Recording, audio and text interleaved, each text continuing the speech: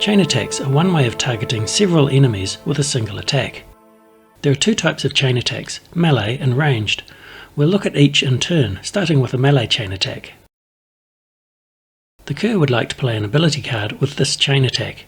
The range shown here in brackets is called the chain range. It's important to remember that the chain range only applies to the distance between targets. It doesn't apply to the distance between the attacker and their first target, nor does it make the overall attack ranged.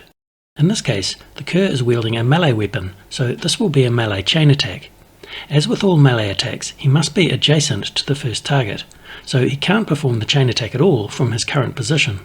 Let's assume that he spends one animus to perform a move action and closes in on the nearest enemy. From here, he can target the adjacent enemy and then chain the attack to a second target which is within chain range of the first target. Unfortunately, he can't chain the attack any further, since all other enemies are either out of range or aren't within line of sight of the last target. Next, we draw might cards for the attack. Since we didn't miss, the first target receives the full force of the attack, in this case 4 damage, which is enough to kill it. For the second target, we ignore the lowest non-blank might card, so he receives 3 damage and is also killed. If there had been more targets, each target would have ignored an additional might card.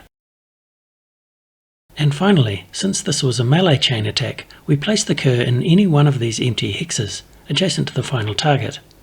This happens even when the attack misses. Notice that the character performing the chain attack isn't moved until after the might cards have been drawn. This is in contrast to, say, charge-through attacks, where characters are moved before the might cards are drawn. In our next example, the Ranger plays an ability card with a chain attack.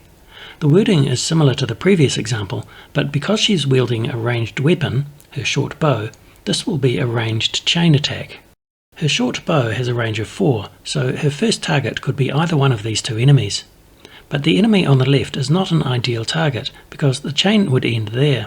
Instead, she'll target this enemy and then chain the attack to the enemy by the tree. Notice that the Ranger doesn't need line of sight to every target. We just need a clear line of sight between each link in the chain. Just like the previous example, we'll draw might cards for the attack, and each target in the chain will receive less damage than the last. Both enemies are killed and the turn is over. Notice that because it was a ranged chain attack, the Ranger didn't move at all. Finally, note that some enemies can also perform chain attacks. They'll target whichever Oathsworn or ally is closest to the previous target, using the rule of north and west as a tiebreaker. In this example, the minion is attacking the Ursus. The attack gets chained to the blade because he's closest to the Ursus and the chain ends there. Let's assume that might cards were drawn, the attack was resolved, and neither of the Oathsworn were knocked out.